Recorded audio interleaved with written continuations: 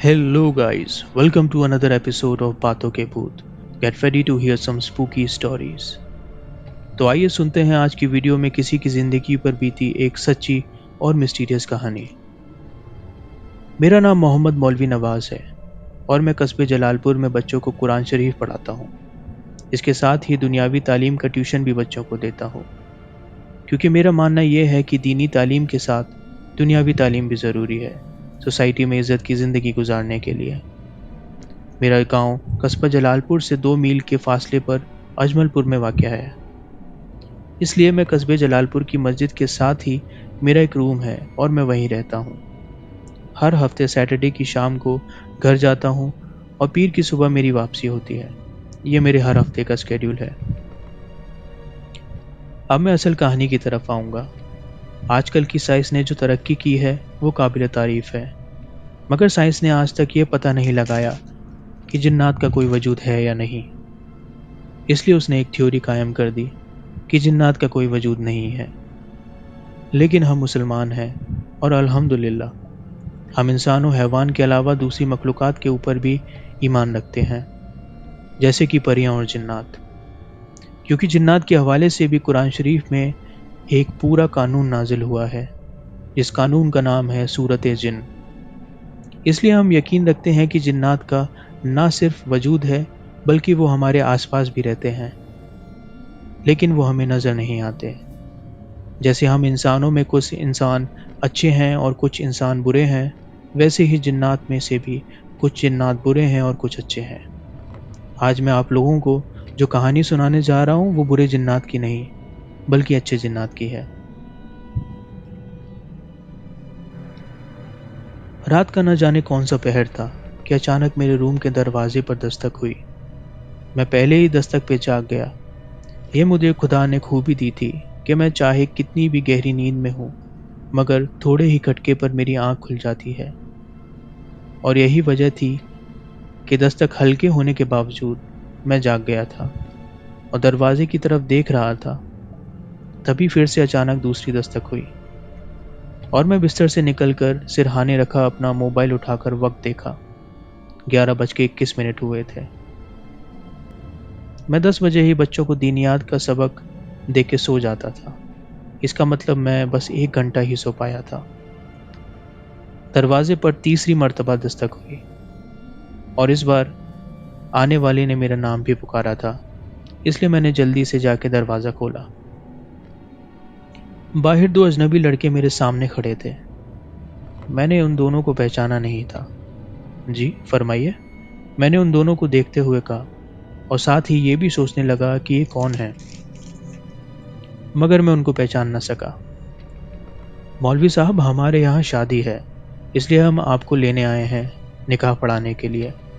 दूसरी तरफ खड़े नौजवान ने कहा, जो उस दरवाजे को खटखटाने वाले के पीछे खड़ा था.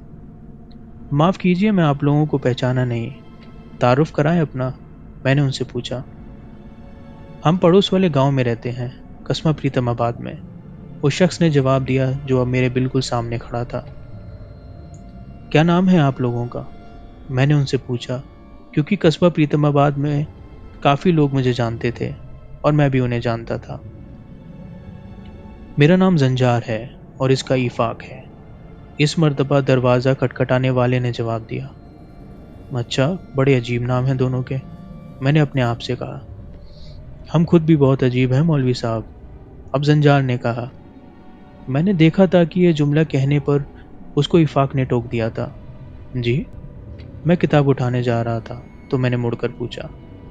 जी कुछ नहीं, उसने कहा कि जल्दी करें, हमें देरी हो रही है. इफाक ने जल्दी से जवाब दिया और जंजार की तरफ देखा. हाँ हाँ चलो, मैंने किताब हाथ में पकड़ के कहा.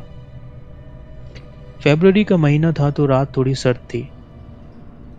वो दोनों मेरे आगे थे और मैं उनके पीछे था. उन दोनों की रफ्तार बहुत तेज़ थी, मगर वो मेरी वजह से आहिस्ता चलने पर मजबूर थे. तकरीबन 15 मिनट चलने के बाद उनका रुख प्रीतमाबाद से लेफ्ट की तरफ हो गया. मैं परेशान हो गया क्योंकि प्रीतमाबाद के लिए तो हमें सीधा ही जाना था. उस वक्त जिस तरफ उनका मुंह था उस तरफ तो एक बड़ा मैदान था जहां गांव के लड़के दिन के वक्त क्रिकेट खेला करते थे. بھائی کہاں جا رہے ہیں آپ؟ پریتم آباد تو ادھر کی طرف ہے۔ میں نے سامنے کی طرف اشارہ کیا اور کہا، ادھر تو صرف میدان ہے۔ میں نے پھر ان سے کہا، جی وہ اصل میں گاؤں میں جگہ نہیں تھی، اس لیے ہمیں لگا کہ شامیانہ میدان کی طرف لگایا جائے۔ ایفاق نے چلتے ہوئے کہا۔ وہ رکا نہیں تھا۔ میں بھی چپ چاپ ان کے پیچھے چلتا رہا۔ وہ دونوں بار بار پیچھے مڑ کے میری طرف دیکھ رہے تھے، جیسے یہ یقین کر رہے ہوں کہ میں پیچھے آ رہا ہوں یا نہیں۔ سنو بھائی، میں نے چلتے ہوئے دوبارہ کہا۔ جی بتائیں۔ ایفاق نے مڑ کے میری طرف دیکھا۔ شادی ہے نا آپ کے یہاں؟ میں نے دوبارہ سوال کیا۔ جی ہاں، ایفاق نے کہا۔ تو یہ خاموشی کیوں ہے یہاں؟ کوئی گانا وغیرہ کی بھی آواز نہیں آ رہی ہے کہیں پہ؟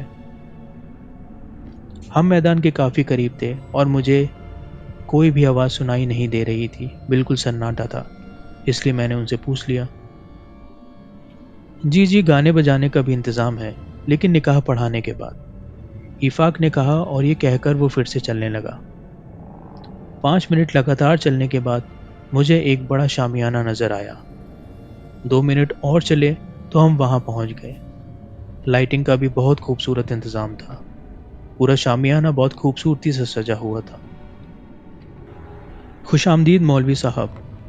میں چاروں طرف عجیب نگاہوں سے دیکھ رہا تھا کہ میرے کانوں میں ایک آواز آئی۔ میرے سامنے شلوار قمیض پہنے ایک شخص کھڑا تھا۔ میں نے ان دونوں کی طرف دیکھا۔ یہ دولہے کے باپ ہیں۔ زنجار نے میری طرف دیکھا اور کہا، اور ان کا نام سردار مانس ہے۔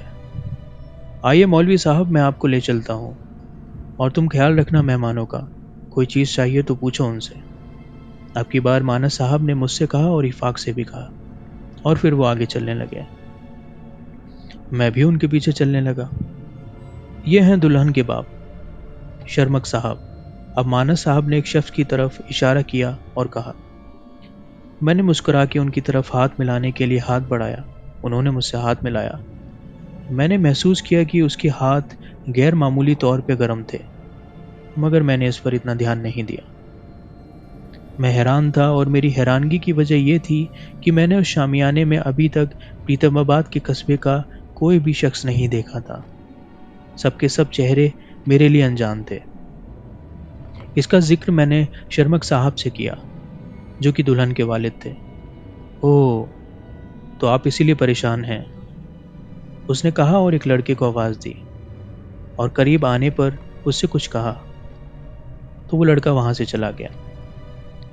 تھوڑی دیر بعد میں نے نذر صاحب کو دیکھا۔ نذر صاحب کی پریتم آباد میں ایک جنرل اسٹور تھا۔ اس کے بعد احمد خان صاحب ملے، شیردل صاحب ملے، غلام علی اور شاہد علی۔ تب مجھے اطمینان ہوا کہ پریتم آباد کے کچھ لوگ میں نے دیکھ چکا ہوں۔ نذر صاحب، آپ کی دکان کیسی چل رہی ہے؟ نذر صاحب سے پوچھا۔ دکان اچھی چل رہی ہے، نذر صاحب نے چونکتے ہوئے جواب دیا۔ آپ بتائیں شیردل صاحب، آپ کا پراپرٹی ڈیلنگ کا بزنس کیسا چل رہا ہے؟ میں نے پوچھا تو وہ میری طرف ایسے دیکھنے لگے کہ میں کوئی انجان آدمی ہوں۔ مولوی صاحب، صحیح چل رہا ہے بزنس بھی، شیردل صاحب کے بجائے ان کے اکاؤنٹنٹ شاہد علی نے جواب دیا۔ چلے مولوی صاحب، نکاح پڑھائیں، دیر ہو رہی ہے، ایفاق نے آ کے کہا۔ جی چلیں، میں نے کہا اور جا کے ان کا نکاح پڑھایا۔ انہوں نے مجھے مٹھائی دی، نکاح پڑھائی کے پیسے بھی دیے۔ پھر میں نے کھانا بھی کھایا، اور کھانا اس قدر لذیذ تھا کہ میں نے اپنی لائف میں اتنا لذیذ کھانا کبھی نہیں کھایا تھا۔ اس کے بعد ان دونوں نے جو مجھے وہاں سے لے کر آئے تھے، ایفاق اور زنجار، انہوں نے مجھے دوبارہ میرے دروازے تک چھوڑا اور پھر واپس چلے گئے۔ میں نے جلدی سے وضو کیا اور سونے کی تیاری کرنے لگا۔ وضو کر کے جب میں بستر پہ لیٹا تو ذہن میں خیال آیا کہ دیکھوں تو صحیح ٹائم کتنا ہوا ہے۔ میں نے سوچا کہ فجر کی نماز کا وقت قریب ہوا تو نماز پڑھ کے ہی سوؤں گا، کیونکہ آنے جانے میں اتنا وقت لگا ہے تو شاید ہو سکتا ہے نماز فجر کا وقت ہو رہا ہو یا ہونے کے قریب ہو۔ اسی خیال سے میں نے اپنا فون نکالا اور ٹائم دیکھا۔ جب میری نظر وقت پہ پڑی تو میرے ہوش اڑ گئے، کیونکہ اس وقت 11:48 ہوئے تھے، جبکہ میں 11:21 پہ اٹھا تھا، اور جہاں شادی تھی وہ جگہ بھی قریب آدھا گھنٹہ دور تھی، یعنی آنے اور جانے میں صرف 1 گھنٹہ لگتا، اور شادی میں بھی تقریباً 2 سے 3 گھنٹے میں رکا تھا، لیکن یہاں تو کہانی ہی کچھ الگ تھی۔ پھر صبح میں نے پریتم آباد جا کر احمد خان، نظر علی، شاہد صاحب اور شیردل صاحب سے بھی نکاح کے بارے میں پوچھا، تو وہ لوگ تو بالکل شوق میں تھے۔ میں بہت حیران ہوا۔ واپس اپنے گھر میں آیا، جب میں نے مٹھائی اور نکاح کے پیسے دیکھے تو مجھے یقین ہو گیا کہ یہ میرا وہم نہیں ہو سکتا، بلکہ میں نے یقیناً شادی میں شرکت کی تھی۔ اس رات جب میں سویا تو میں نے خواب میں زنجار اور افاق کو دیکھا۔ وہ مجھ سے گلے لگ کے ملے اور میرا شکریہ ادا کیا۔ مجھے کہنے لگے اصل میں ہمارا تعلق جنات کے قبیلے سے ہے، اور کل اس شادی میں ہم آپ کو لے کے گئے تھے، وہ جنات کی شادی تھی۔ آپ نے انسان کا نہیں بلکہ جنات کا نکاح پڑھایا تھا۔ خواب ختم ہوتے ہی اچانک میری آنکھ کھلی تو مجھے اپنے کمرے سے دھیمی دھیمی خوشبو محسوس ہوئی، جیسے کوئی جنات میں سے مجھے سچ بتانے کے لیے کوئی آیا تھا، جو کہ میری آنکھ کھلتے ہی چلا گیا تھا۔ آج بھی مجھے یہ واقعہ یاد آتا ہے تو میرے رونگٹے کھڑے ہو جاتے ہیں کہ میں نے اپنی زندگی میں ایک جنات کا نکاح پڑھایا۔ میری خوش نصیبی تھی کہ وہ نیک اور مسلمان جنات تھے، جنہوں نے مجھے کوئی نقصان نہیں پہنچایا تھا۔